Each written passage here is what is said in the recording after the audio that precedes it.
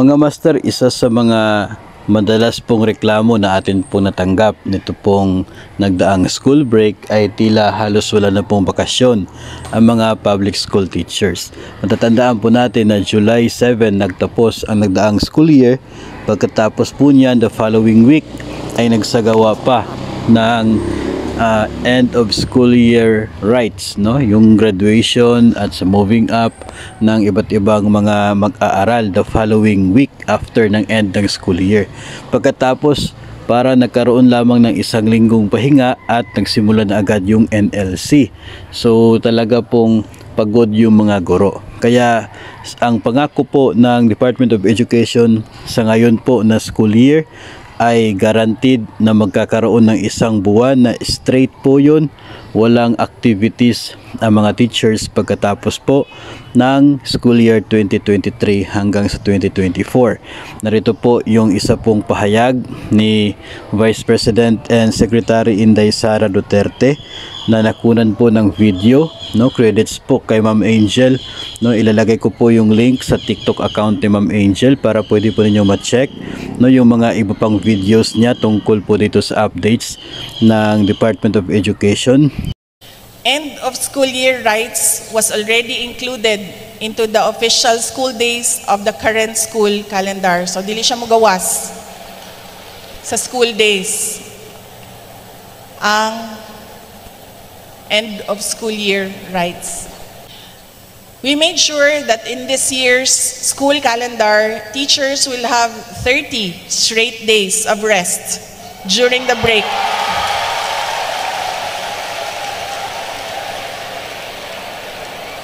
Without any DepEd activity that requires volunteer work.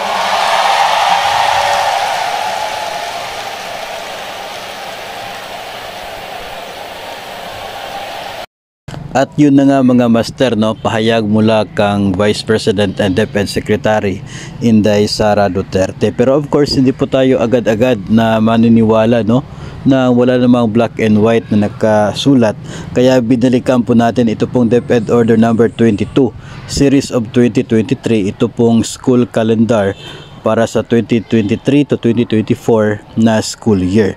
At dito nga mga master ay talaga nga pong paloob sa DepEd order na ito yung mga nabanggit ni DepEd Secretary Duterte, yung patungkol sa isang buwan na walang activities sa DepEd, no? Ang end of school year ng kasalukuyan pong school year ay magsisimula po yung rights from June 10, tapos June 11, tapos 13 to 14. So yung end of school year break ay magsisimula sa June 17.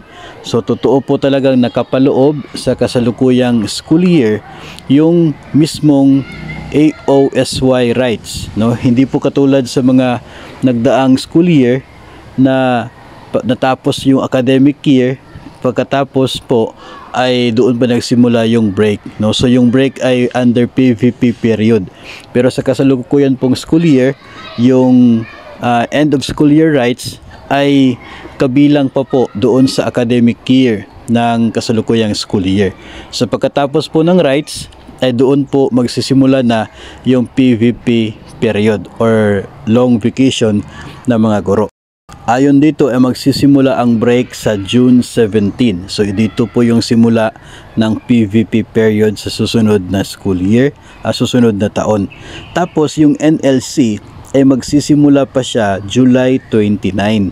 So talaga nga pong mahigit isang buwan yung walang activities ang DepEd na nangangailangan ng voluntary na attendance ng mga public school teachers.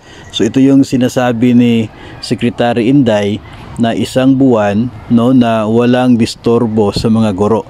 Walang NLC, walang brigada, walang early enrollment, wala po, no, walang trabaho, no, talagang bakasyon for the public school teachers. Starting po yung break June 17, 2024 until July 28 kasi sa July 29 yung start ng NLC. So ito nga po yung patunay doon sa mga sinasabi ni Secretary Inday, no, laman po ito ng DepEd Order number 22 Series of 2023. Pwede po ninyo ma-download ang DepEd order na ito para ma-verify din po ninyo, no, yung mga nabanggit natin sa ating episode na ito. So para po sa iba pang mga updates ay huwag kalimutang mag-subscribe sa ating YouTube channel at i-follow ang ating Facebook page.